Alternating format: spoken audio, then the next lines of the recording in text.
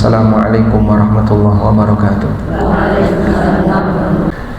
Alhamdulillahi rabbil alamin, wassalatu wassalamu ala ashrafil mursalin, nabiyina wa maulana Muhammadin wa ala alihi wa sahbihi ajma'in. Wa ashhadu an la ilaha illallah wahdahu la syarika lah, wa ashhadu anna Muhammadan abduhu wa rasuluh sallallahu alaihi wa ala alihi wa sahbihi wa man tabi'al huda ila yaumiddin. Alhamdulillah, puji syukur kita haturkan kehadirat Allah Azza wa Jal. Pagi ini kembali kita lanjutkan kajian dengan membaca buku umur yang kedua. InsyaAllah kita akan membaca halaman 20, mulai dari halaman 20, tentang renungan Ibnul Jauzi. Ada dua manusia yang namanya mirip. Ada Ibnu Qayyim al-Jauziyah dan ada Ibnul Jauzi. Ini berbeda, selisihnya 200 tahun, jauh sekali. Kalau Ibnu Qayyim al-Jauziyah ini muridnya Syekhul Islam Ibnu Taimiyah. Kalau Ibnul Jauzi ini lebih dulu. Beliau wafat pada tahun 597 Hijriah, berarti abad ke-6. Kalau Ibnu Qayyim abad yang ke-8, 700-an. Tentang Ibnul Jauzi. Ibnul Jauzi, nama asli beliau Abdurrahman bin Ali bin Muhammad At-Taimi Al-Bakri. Abdurrahman bin Ali bin Muhammad At-Taimi Al-Bakri, keturunan Abu Bakar As-Siddiq, maka disebut Al-Bakri. Kunyah beliau Abul Faraj. Beliau ulama Baghdad dan diberi oleh Allah Subhanahu wa taala semangat dan kemampuan belajar yang luar biasa. Mungkin hanya bisa jadi cerita bagi kita. Kalau mau niru nampaknya mustahil. Kayak apa semangat belajarnya? Beliau pernah mengatakan, "Inni tala'tu 20,000 mujalladin." Aku telah membaca 20.000 jilid kitab. 20.000 jilid kitab. 20.000 itu kalau ditaruh di masjid ini, satu jilid segini ya, seperti ukuran Quran. Sebanyak 20.000, cukup nggak kira? Mungkin cukup. Bahkan kata beliau, kana aktsar, atau bahkan lebih. Wa ana ba'du fit talab, dan aku masih berusaha untuk belajar setelah itu. Jadi setelah beliau mengkaji lebih dari 20.000, beliau rahimahullah tetap terus melanjutkan belajar, menunjukkan bagaimana semangat belajar yang dialami oleh Ibnul Jauzi. Jadi begini ya, kalau kita ingin melihat betapa kerdilnya kita, salah satu di antara cara yang bisa kita lakukan adalah kita berkunjung ke dua tempat, biar nanti kita kelihatan kecil. Satu, ke puncak gunung, lihat betapa luasnya alam ini. Begitu melihat alam yang demikian luas, kita kelihatan gimana? Kecil sekali. Tidak lebih besar daripada kerikil, saking kecilnya. Jadi kalau orang ditaruh di Merapi, dilihat dari arah Sleman, kelihatan nggak? Pakai sedotan kelihatan nggak? Apalagi pakai sedotan, saking kecilnya. Kita ini sangat kecil dibandingkan dengan gunung. Maka kalau orang itu mungkin punya perasaan sombong, punya perasaan angkuh, jika dia sadar itu penyakit hati, hendaknya segera diobati. Tapi kadang tiba-tiba muncul ya Pak Ustaz, tiba-tiba perasaan sombong, merasa lebih tinggi daripada yang lain itu kadang tiba-tiba muncul. Dan kadang sombongnya itu melebihi gunung. Rumangsa gumedhe. Nek wong Jawa nyebut orang sombong itu apa? Gumedhe. Artinya apa? Krasa merasa besar padahal kecil, krasa dhuwur padahal pendek, merasa besar padahal kecil. Itulah bahayanya sombong. Dia tidak tahu ukuran dia sendiri. Maka untuk menekan potensi sombong tadi, coba kau datang ke puncak gunung, lihat betapa luasnya alam ini. Wah, saya kok kecil banget ya. Pohon yang besar di atas Merapi kita nggak bisa lihat. Padahal gunung dibandingkan bumi itu seperti apa? Kayak sak jumput pasir Anda taruh di sebuah meja. Kecil sekali. Gunung dibandingkan bumi. Bumi dibandingkan langit, bumi berada di lingkaran langit yang demikian luas. Dan surga itu kata Allah, wa jannatun arduhas samawati wal ard. Surga itu luasnya seluas langit dan bumi. Kita yang demikian kecil dibandingkan gunung, gunung kecil dibandingkan bumi, bumi itu kecil dibandingkan langit, masa nggak dapat tempat di surga? Padahal surga itu demikian luas. Sehingga kalau manusia yang demikian kecil nggak dapat tempat di surga, berarti bukan karena surga nggak muat, tapi karena dia nggak berhak untuk dapat. Itulah debu yang diusir dari surga. Maka jangan sampai kita menjadi setitik debu yang terusir dari surga disebabkan karena kita nggak layak untuk mendapatkannya. Ada sifat yang nggak boleh masuk surga. Sifat apa itu? Sombong. Maka kalau orang itu sombong, dia harus dibersihkan dulu sifat sombongnya, baru dia boleh masuk surga. Iblis ketika sudah berada di dalam surga, begitu dia sombong, diusir oleh Allah.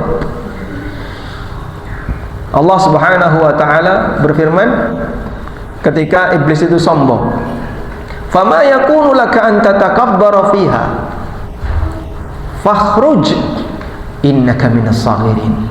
Wahai iblis, kamu nggak berhak untuk sombong di dalam surga. Ayo keluar. Sehingga yang sudah berada di dalam begitu sombong diusir, suruh keluar. Inilah bahayanya sombong. Nabi SAW pernah mengatakan, la yadkhulul jannah man kana fi qalbihi mithqalu dzarratin min kibrin.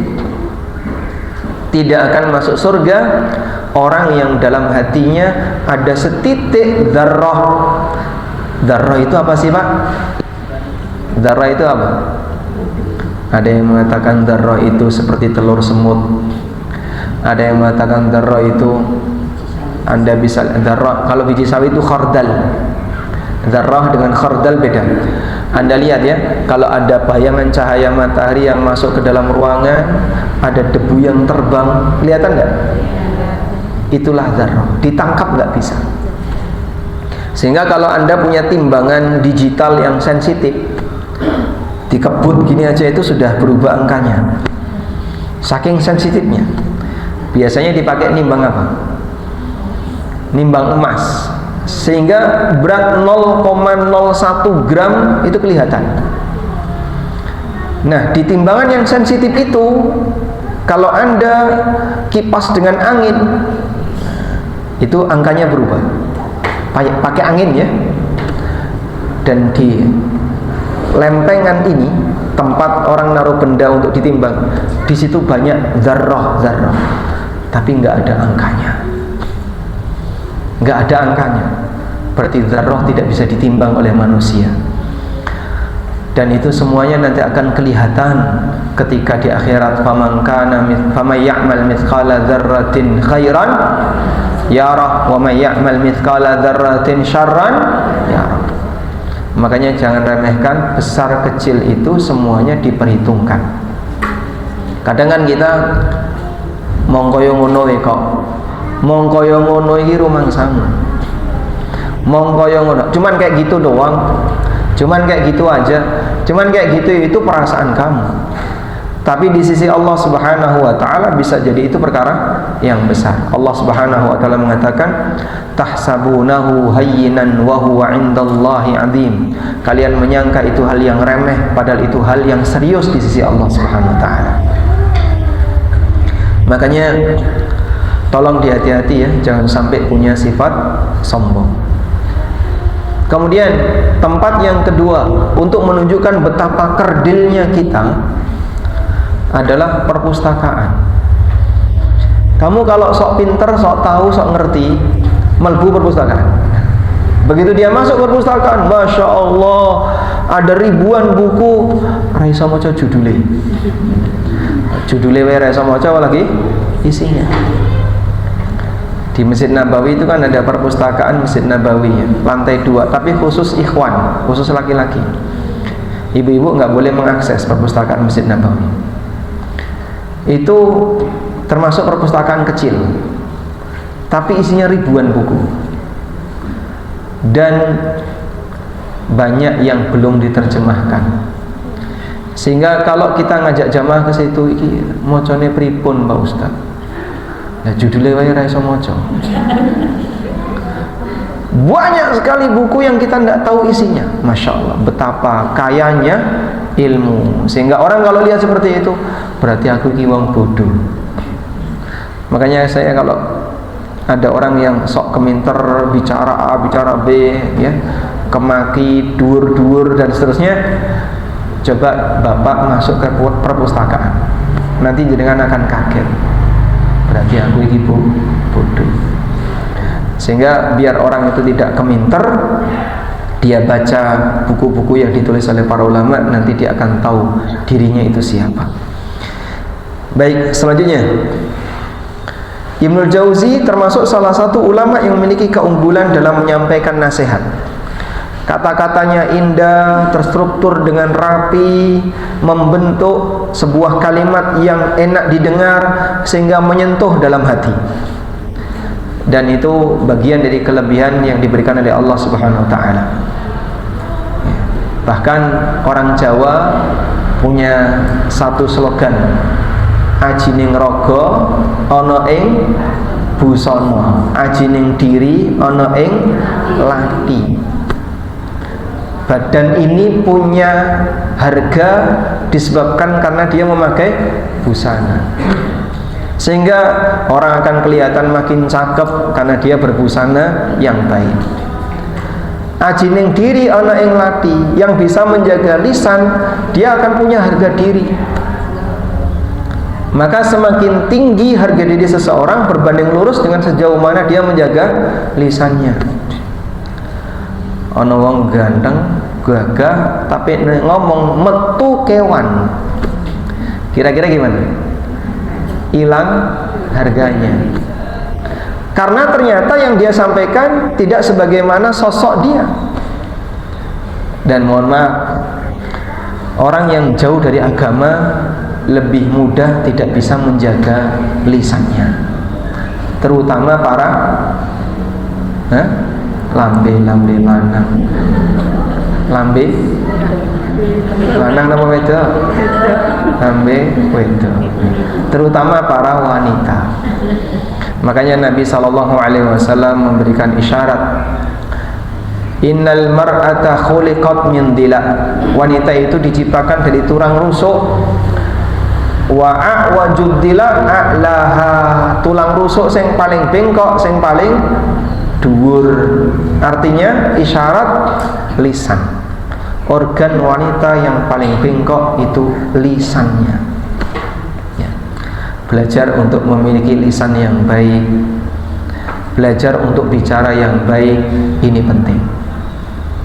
Ada sebuah ungkapan dalam pepatah Arab, zinatur rajul fasahatuhu. Cakepnya seorang lelaki itu dari kefasihan dia berbicara. Makanya kalau dia fasih berbicara, makin kelihatan cakep. Karena itulah kelebihan yang diberikan oleh Allah Subhanahu wa taala.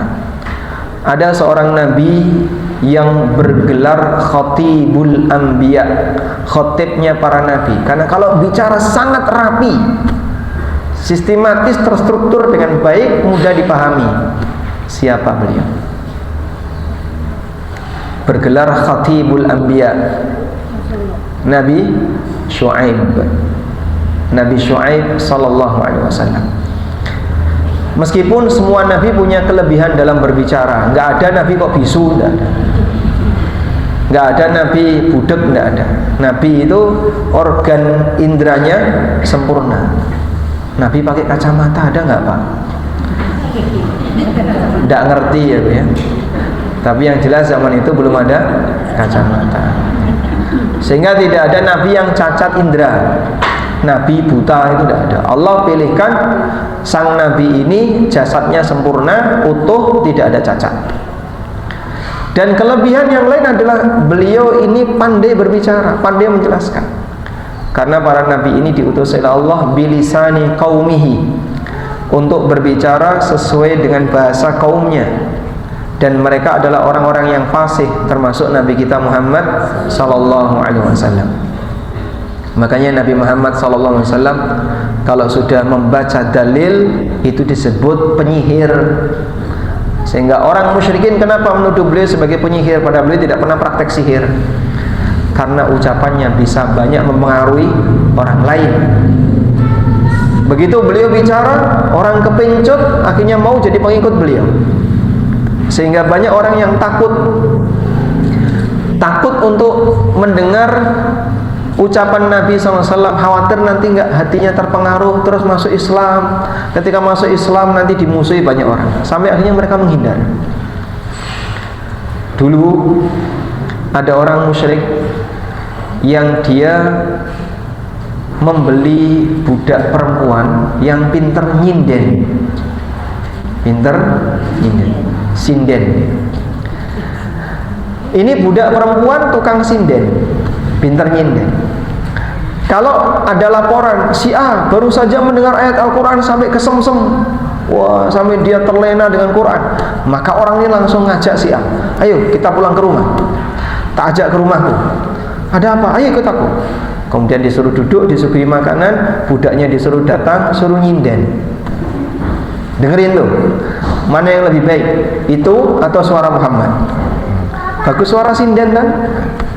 Untuk menghalangi agar orang ini tidak tertarik dengan dakwah Nabi Muhammad SAW. Dari peristiwa ini Allah Subhanahu wa taala menurunkan firman-Nya, wa minan nasi may yashtari lahwal hadits liyudilla an sabilillah.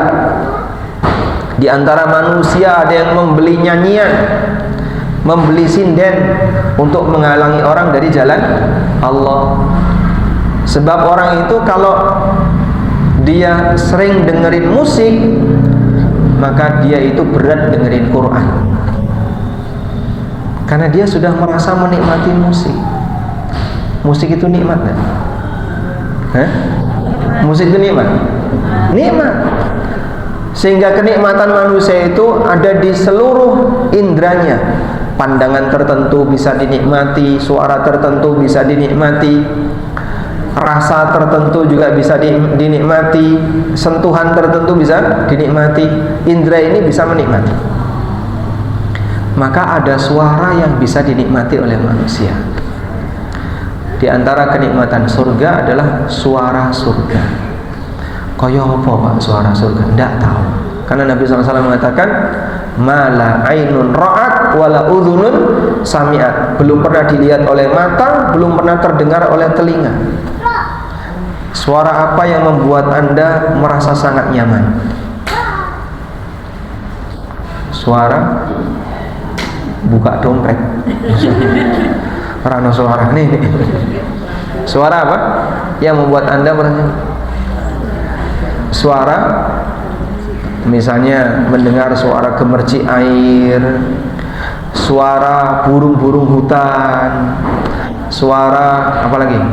Saya merasa sangat nyaman, tenang kalau mendengar suara adzan. Jadi kita bisa merasakan kenyamanan dengan suara tertentu. Saat Anda merasakan kenyamanan dengan suara tertentu, itulah bukti bahwasanya suara bisa dinikmati. Dan suara yang paling merdu adalah suara surga. Tapi Allah nggak bocorkan itu suara surga. Karena itu bagian dari kenikmatan surga adalah nyanyian sambutan para penghuni surga.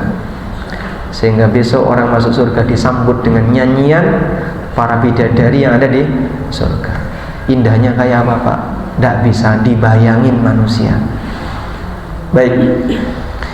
Dalam satu majelis yang diadakan oleh Ibnul Jauzi, terkadang ada ratusan orang yang bertaubat dengan nasihat-nasihat yang beliau sampaikan.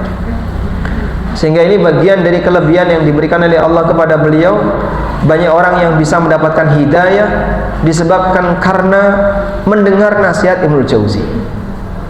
Kadang ada orang yang ceramah, tapi begitu didengerin 5 menit merem, jamaahnya ngantuk ya. Ada yang ketika didengerin membosankan, cuman itu aja, bosen. Sehingga masing-masing orang diberi oleh Allah Subhanahu wa taala kemampuan yang berbeda dalam menjelaskan.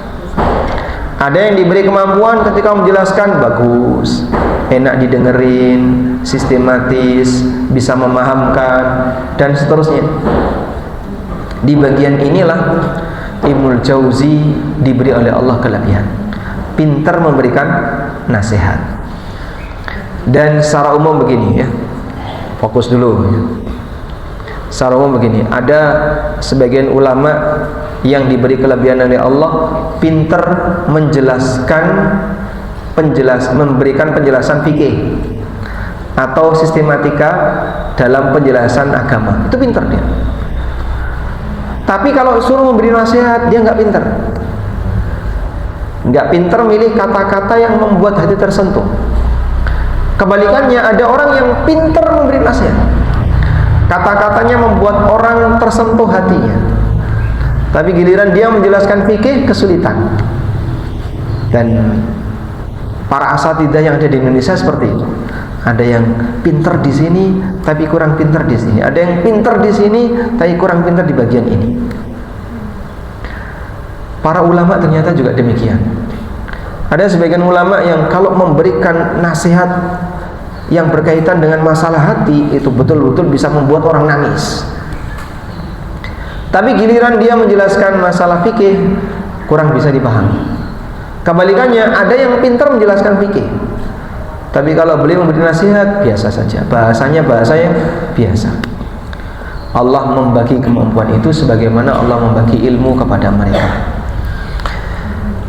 Dalam Saidul Khatir, kita akan baca bagaimana pengalaman batin yang pernah dialami oleh Ibnul Jauzi. Dalam Saidul Khatir, beliau bercerita, jiwaku selalu mengajakku untuk meninggalkan majelis ilmu dan beralih untuk beribadah menyendiri, tidak berinteraksi dengan orang, dan fokus ibadah untuk akhirat. Mau ditulis? Agak panjang ini. Hah? Yang nggak punya buku mau ditulis? Nah, yang nggak punya buku difoto saja buku temennya ya, biar nanti bisa sambil dibaca. Sudah? Saya bacakan ulang. Ibnul Jauzi mengatakan, jiwaku selalu mengajakku untuk meninggalkan majelis ilmu dan beralih untuk menyendiri, tidak berinteraksi dengan orang, dan fokus ibadah untuk akhirat.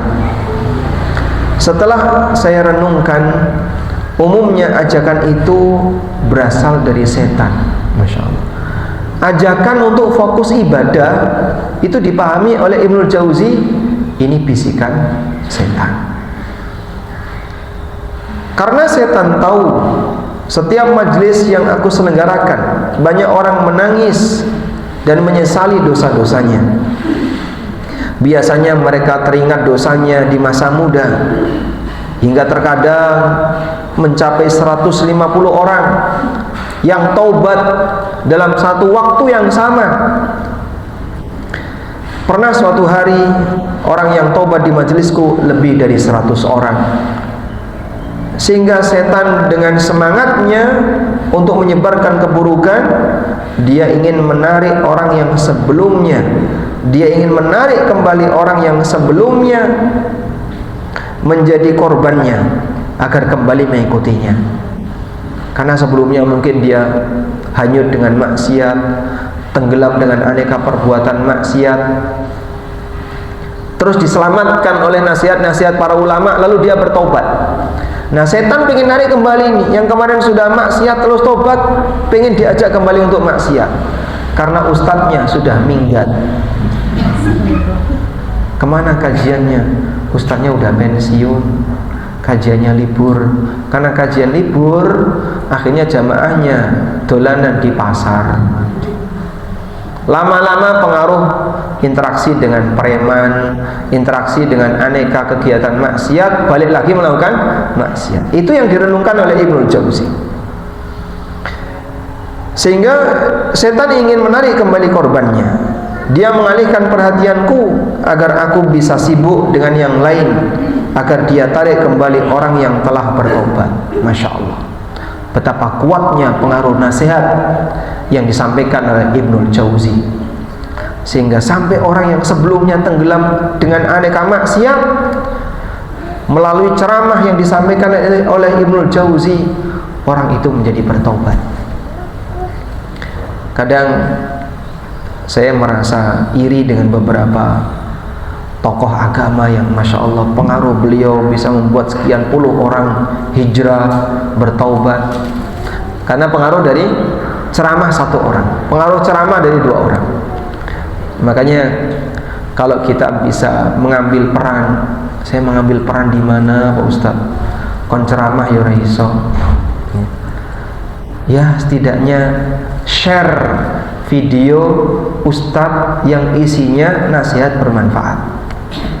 Saat Anda sebarkan video itu ke tempat orang lain, mungkin ada 1-2 orang yang mendengarkan. Ketika mendengarkan, terus mereka tersentuh, lalu mau bertobat, walhamdulillah.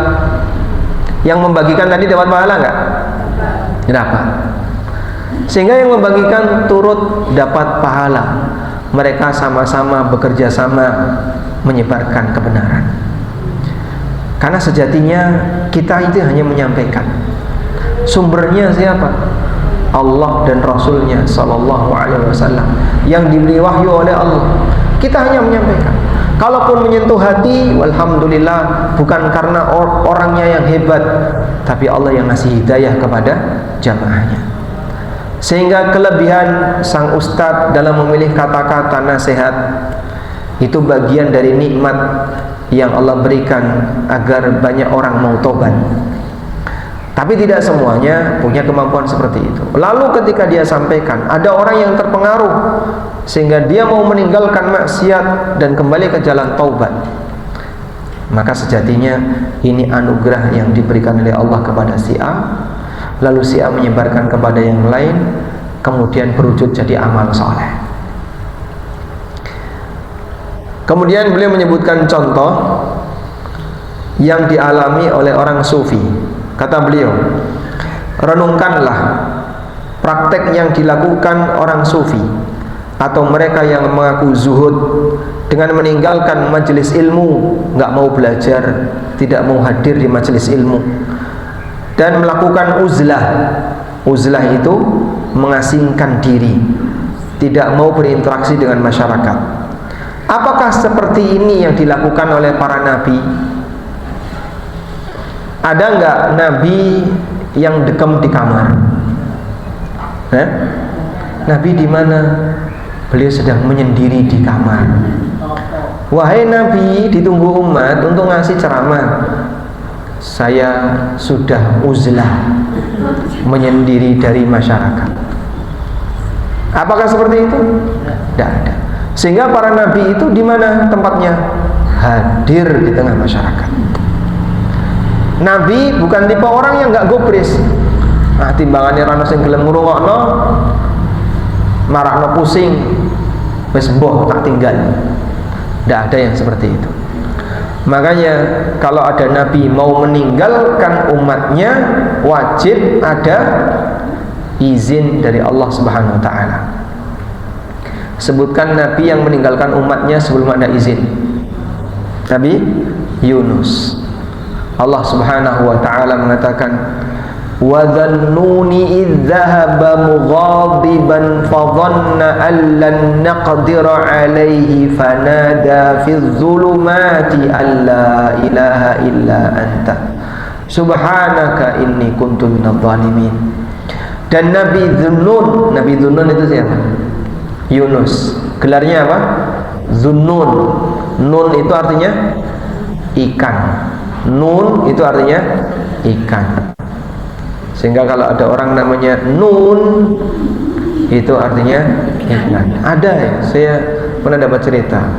Namanya Nun, jadi cuma N gitu, Nun gitu. Nah, ketika dipanggil siapa namanya? Nun. Nun. Nun. Nun itu artinya apa?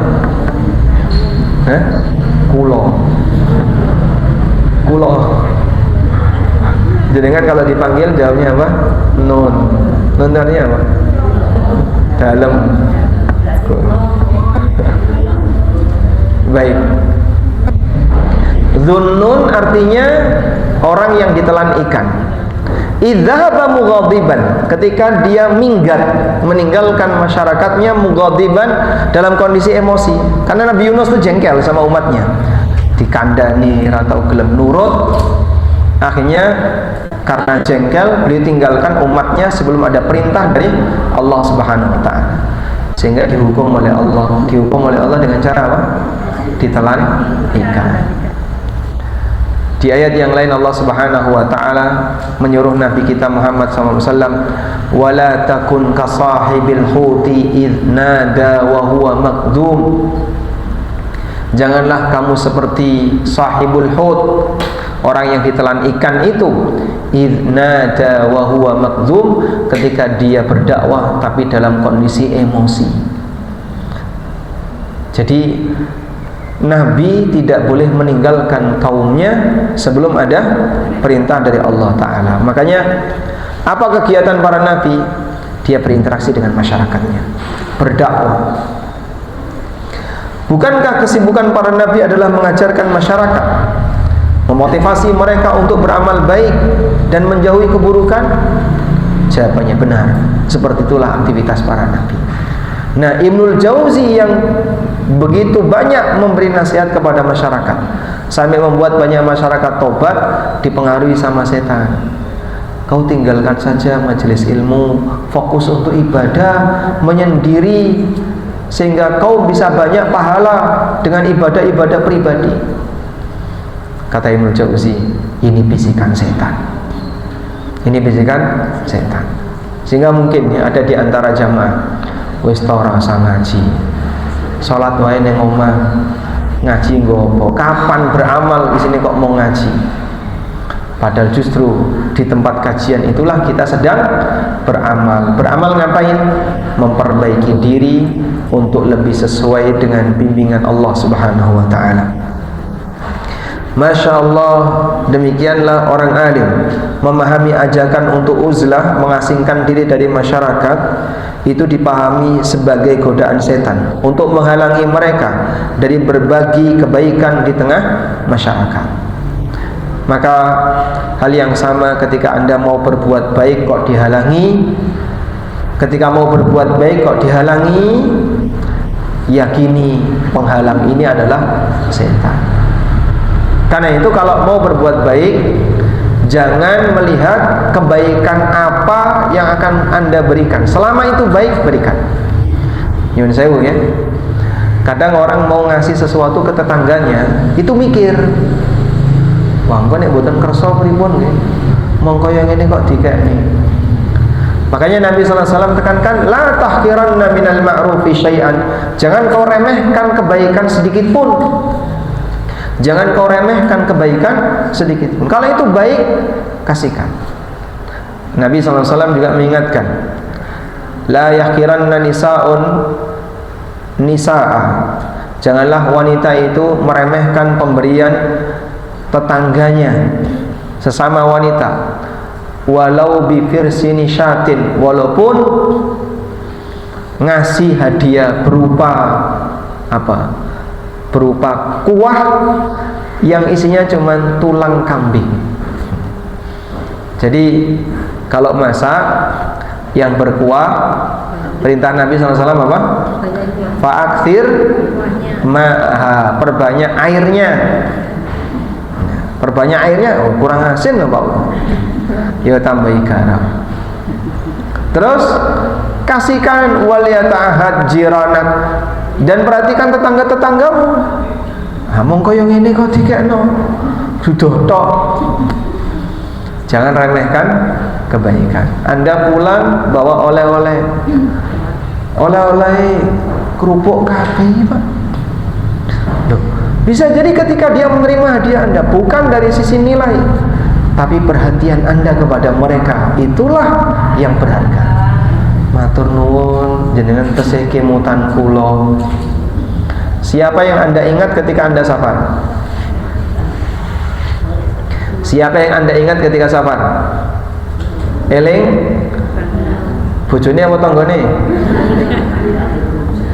Nggih, ra ngurusi. Eling tanggane. Sehingga kita ketika safar yang diingat itu tetangganya. Arep gawe apa ya tanggane ya? Nggih betul. Walhamdulillah, itulah contoh tepo selera yang diajarkan dalam agama. Jadi kalau kamu melakukan safar, kalau kamu masak dan seterusnya, kalau zaman sekarang masak mungkin tidak ya, kan tidak ya. Warung sebelah timur masjid itu tiap hari masak. Bagi-bagi ke tetangga nggak? Oh beli. Baik. Kalau kamu sedang safar, terus peduli dengan tetangga, mikir kira-kira apa ya sing iso tak kekno tanggoku, terus beli ini, beli ini, beli ini. Insya Allah itu termasuk akhlak yang mulia. Banyak dalil yang mengajarkan kita untuk menjadi pribadi yang banyak memberi manfaat. Dalam semua peluang kebaikan, kita bisa ambil peran sebagian, walaupun hanya memberi tanda like, itu pun pakai tangan kiri. Like jenengan kalau di YouTube, kok di YouTube? Kalau di mana? WA pakai tangan apa? Kiri bukan? Gambarin kiri. Gambarin like itu kiri. Jempol kiri. Tapi hanya itu. Cuman dengan itu kalau misalnya ada orang yang merasa tertarik, kok banyak like-nya, coba saya pengen nonton. Walhamdulillah, jika ada keinginan seperti itu, semoga menjadi tambahan amal saleh. An-Nawawi rahimahullah pernah menyebutkan dalam salah satu judul di kitab beliau Riyadhus Shalihin. Ini judul yang sangat panjang, boleh disebut mungkin judul yang paling panjang di Riyadhus Shalihin. Babun fadlul ikhtilati bin nas wa huduri jam'ihim wa jama'atihim wa masyahidil khairi wa majalisil dzikri ma'ahum wa iyadati maridihim wa huduri janaizihim wa muwasati muhtajihim wa irsyadi jahilihim wa ghairi dzalik. Ini judul babnya panjang sekali. Bab, apa judul babnya? Keutamaan hidup bersama masyarakat, menghadiri Jumatan, sholat jamaah bersama mereka, serta tempat-tempat kebaikan dan majelis ilmu bersama mereka, menjenguk orang yang sakit, menghadiri prosesi jenazah, membantu orang yang membutuhkan, membimbing orang yang bodoh, dan yang lainnya yang menjadi kemaslahatan. Bagi mereka yang sanggup melakukan amar ma'ruf nahi mungkar, menahan diri untuk tidak mengganggu dan bersabar terhadap gangguan dari masyarakat. Dan itu punya keutamaan yang besar. Jadilah seperti lebah. Itulah karakter mukmin yang sejati. Lebah itu tidak makan kecuali yang baik dan tidak mengeluarkan kecuali yang baik, dan kalau hinggap dia memberi manfaat tanpa merusak yang dihinggapi. Sehingga tawon hinggap di mana tawon? Di bunga. Ketika tawon hinggap di bunga, bunganya rontok nggak? Rontok atau tidak? Tidak. Bahkan yang terjadi apa? Dia menjadi penyebab benang sari dan putik bisa ketemu, sehingga bunga ini menjadi bakal buah karena ada tawon yang hinggap di sana. Mukmin seperti itu ya, tidak makan kecuali yang baik. Nabi SAW mengatakan, mathalul mu'min kamathalin nahlah, la ta'kulu illa tayyibah, wa la tad'u illa tayyibah. Mukmin itu seperti lebah, tidak makan kecuali yang baik dan tidak membuang kecuali yang baik. Kita makan yang halal, nanti salah satu dampaknya adalah amal soleh, sehingga rajin melakukan ibadah, amal soleh gampang. Itu salah satu di antara pengaruh dari makanan yang halal. Tapi kalau orang itu makannya sak-sae, asal makan aja, pokoknya ketemu apa pangan plak-plok. Nah, seperti ini nanti akan memberikan pengaruh buruk bagi aktivitasnya, sehingga terasa berat mau berbuat taat, berat untuk melakukan ibadah, karena dia makanannya tidak perhitungan. Baik, binatang itu makanannya dijaga nggak? Binatang? Ya? Enggak. Coba lihat di kebun binatang. Ya, kalau jenengan kunjung ke Gembira Loko, itu kan ada tulisan dilarang membeli makanan, dilarang memberi makanan sembarangan. Monyet saja seperti itu. Kok menungso apa wae dipangan. Sehingga binatang itu makanannya dijaga agar dia nggak sakit. Maka manusia juga harus menjaga makanan agar tidak sakit fisik dan tidak sakit hati. Makanan yang haram bisa menimbulkan penyakit batin. Itulah ibadah muta'addi, ibadah yang nilai manfaatnya tidak hanya terbatas bagi pemilik, tetapi masyarakat umum juga turut mendapatkannya. Mereka hidup bersama masyarakat dan mungkin saja mereka bergesekan dengan masyarakat, namun mereka bersabar dan tetap menyebarkan kebaikan bagi masyarakat. Oleh karena itu, coba lihat ini, kita mencari ridho masyarakat, namun dengan mengundang murka Allah, atau nyari ridho Allah tapi konsekuensinya kadang dimurkai masyarakat. Ya? Yang benar yang mana? Mencari ridho Allah walaupun dibenci oleh, sanggup seperti itu? Saya itu. Kadang kan orang tuh isin, gue nek beda dewe, nek pakaiannya beda dewe, nek aktivitasnya beda dewe. Kalau saya beda sendiri, nggak sama dengan yang lain, kegiatan saya beda sendiri, wah nanti dikucilkan sama masyarakat, sehingga dia takut dikucilkan oleh masyarakat. Bagi seorang muslim dia nggak takut, karena yang dia cari ridho Allah, bukan ridho manusia. Nabi SAW pernah mengatakan, catat ya,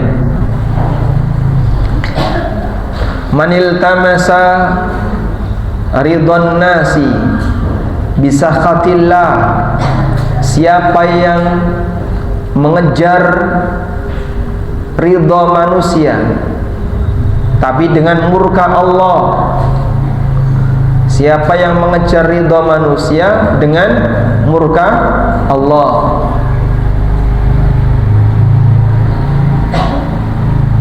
sakhitallahu alaihi wa askhatan nasa alaihi, Allah akan murka kepadanya dan Allah akan membuat masyarakat murka kepadanya.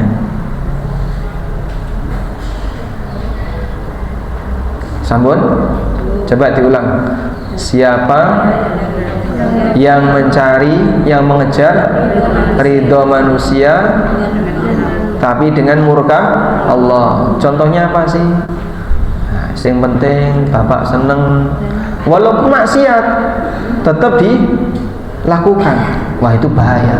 Allah akan murka kepadanya dan Allah akan buat masyarakat jadi murka kepadanya.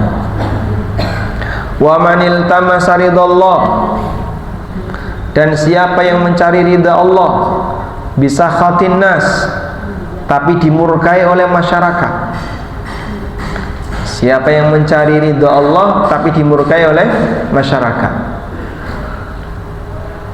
Radhiyallahu anhu wa ardan nasa anhu, maka Allah akan ridha kepadanya dan Allah akan membuat masyarakat jadi ridha kepadanya. Ya, coba diulangi lagi. Siapa yang mencari ridha manusia dengan murka Allah.